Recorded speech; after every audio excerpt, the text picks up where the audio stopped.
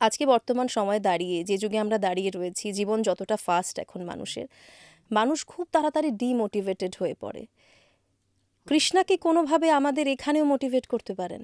দেখুন, কৃষ্ণ আমাদেরকে যে উপদেশ দিয়েছেন Bhagavad Gita, that is like the complete, পুরো কমপ্লিট ওটা। হ্যাঁ, আমরা আজকের জীবনে যে হতাশাটা আমরা ফিল করি, সেই হতাশাটা কখনোই অর্জুনের সামনে সেটা কিছুই নয়, তাই না?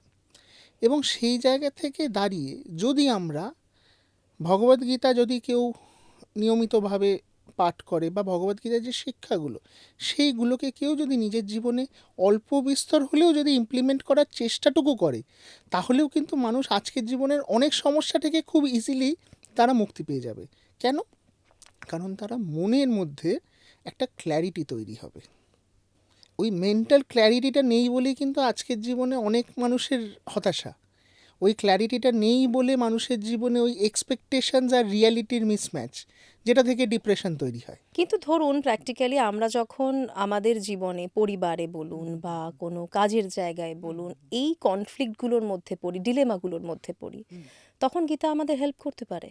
দেখুন, গীতা কিন্তু এরকম নয় যে আমি আপনাকে, মানে it is not like a SOS medicine. মানে অনেকে হয়তো গীতাটাকে they sell their Gita courses as a SOS medicine. Gita is not a SOS medicine. Gita is like vitamin B capsule, continuously খেয়ে যেতে হবে, ধীরে ধীরে কাজ করবে। ধীরে ধীরে কাজ করবে, যেটা বডির নিউট্রিশনাল ভ্যালু বাড়াতে সুবিধা হয়, তাই না? আমি এই যে কথাটা বললাম, এটা সাইন্টিফিক একটা বেসিস আছে।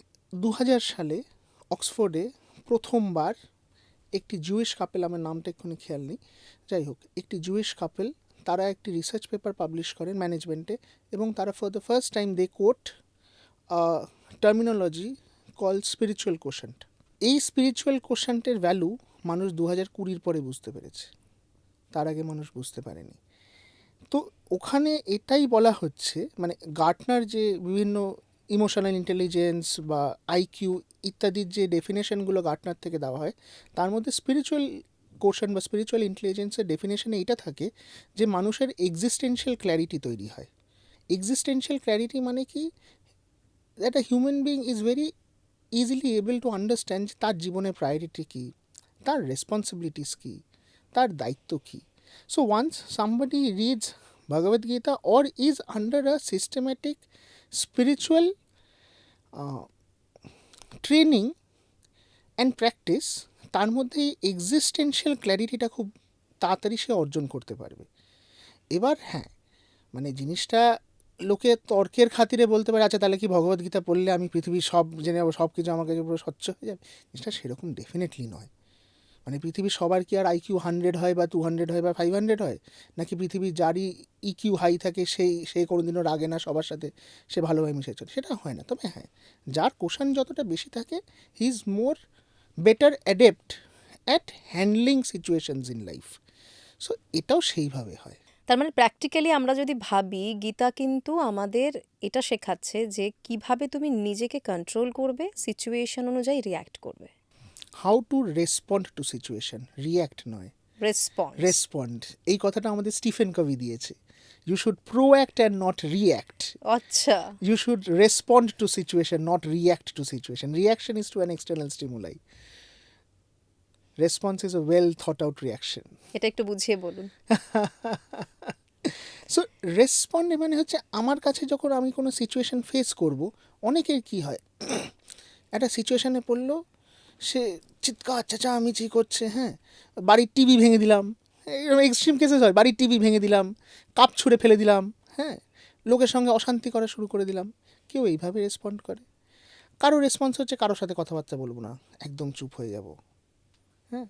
কারো হচ্ছে তারকে আপনি এক্সটার্নালি বুঝতেই পারবেন না তার মধ্যে কোনো চেঞ্জ হয়েছে, সে দৈনন্দিন জীবন নর্মালি সে ক্যারি অন করে যাচ্ছে। So different people react in a different way to the situation. এবার রেসপন্সের ব্যাপারটা হচ্ছে, যখন আমার কাছে সিচুয়েশানটা আসে, আমি ওটাকে পুরো ভালো করে যাচাই করে তারপর সেটাকে আমি করব, মানে সিদ্ধান্ত নেওয়া। সিদ্ধান্ত নেব। যেমন আমার মনে আছে, এটা আমি যখন মানে আমি যখন কর্পোরেটে চাকরি করতাম, প্রথম দিকে আমাকে একজন খুব সিনিয়র আমাকে একজন খুব সুন্দর একটা জিনিস শিখিয়েছেন। তার সাথে ভগবদ্গীতার কোনো সম্পর্ক নেই, সিনিয়র হিসেবে তিনি আমাকে শিখিয়েছিলেন যে যখন কোনো জিনিস মাথায় আসবে বা অফিসে ঝামেলা হবে বা কিছু হবে, সঙ্গে সঙ্গে কখনো ইমেল লিখে কাউকে সেন্ড করে দিবি না, ইমেলটা লিখে রাখবি, লিখে ওটাকে ড্রাফটে ফেলে রাখবি, 3 দিন বাদে ওটাকে আবার পড়ে সেন্ড করবি কি করবি না ডিসাইড করবি। হ্যাঁ, মানে সত্যি তাই। আমরা যখন ইমোশনালি প্রচন্ড কোনো একটা হাই হয়ে থাকি কোনোভাবে, সেখানে আমাদের কোনো ডিসিশন নেওয়া উচিত না, একদমই ভুল উচিত না। ডিসিশন হয়ে যায় ভুল সেই ডিসিশন সময়। হয়ে যায়। তার মানে গীতাও এটা বলছে। নিশ্চয়ই, নিশ্চয়ই গীতা এটা বলছে। আমাদের প্রত্যেক দিনের জীবনে আমরা গীতাকে কিভাবে ইউজ করতে পারি?